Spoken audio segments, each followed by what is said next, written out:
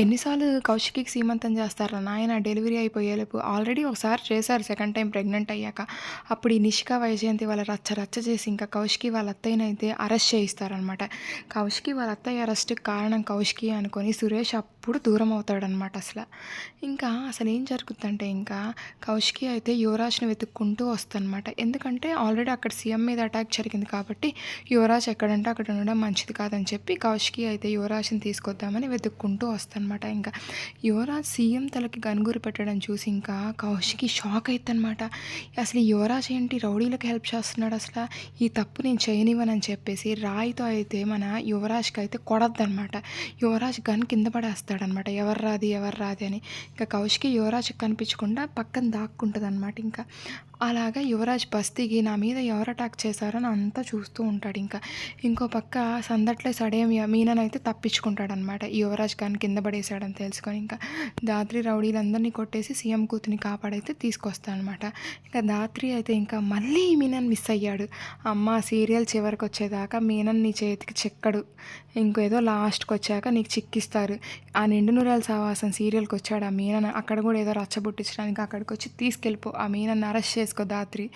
ఇంకా నెక్స్ట్ అయితే ఇంకా కొంతమంది ఆడవాళ్ళైతే కౌశికి ఇంటికి వచ్చి ఇంకా మా కోడలిది సీమంతం అమ్మ మీ అందరూ రావాలని అయితే అడుగుతూ ఉంటారనమాట. ఇంకా తర్వాత వచ్చేసి ఇంకా అమ్మ కౌశికి నువ్వు కూడా కడుపుతూ ఉన్నావు కదా, నువ్వు కూడా సీమంతం చేయించుకొని అయితే అక్కడికి వచ్చిన ఆడవాళ్ళు అయితే ఇంకా చెప్తూ ఉంటాయి. ఇంకా వైజయంతి నిష్క అయితే ఇంకా మా కౌశికికి అమ్మ నాన్న ఎవరు లేరమ్మా, మరి ఎవరు చేస్తారు సీమంతము అని అయితే వైజయంతి అంటదనమాట.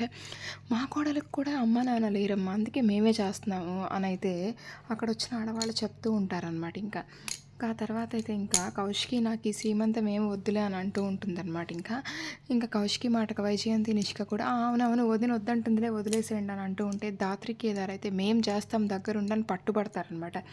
ఇంకా సుధాకర్ కూడా ఏమైంది చేస్తే కౌశికి, చెయ్యండి కౌశికి, దాత్రి కేదార్ చేస్తానంటున్నారు కదా మీరేం మాట్లాడొద్దని ఇంకా యువరాజ్ బ్యాచ్కి అయితే నోరు మూపిస్తాడనమాట.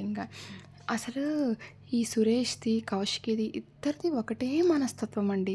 ఇంకా కౌశికి అయితే యువరాజ్ రౌడీలతో చేతులు కడిపాడని తెలిసి ఇంట్లో నుంచి బయటికి పంపించకుండా ఇంట్లో ఉంచుకుంటుంది, అసలు ఎందుకు అలా చేస్తున్నాడో తెలుసుకోవాలని.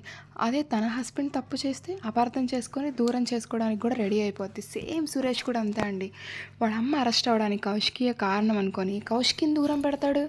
అంటే సొంత వాళ్ళ విషయానికి వస్తే అనమాట అవతలను కూడా దూరం చేసుకోవడానికి రెడీ అవుతారనమాట ఆ కౌశికి సురేష్ ఇద్దరు అనమాట. అందుకే వాళ్ళిద్దరు ఇన్ని రోజులు కలిసి ఉండలేకపోతున్నారనమాట. అందుకే ఇద్దరు దూరం అయ్యారు అసలు. అసలు ఏం జరుగుతుందో అయితే నెక్స్ట్ చూద్దాం సీమంతం అనేది. Thank you.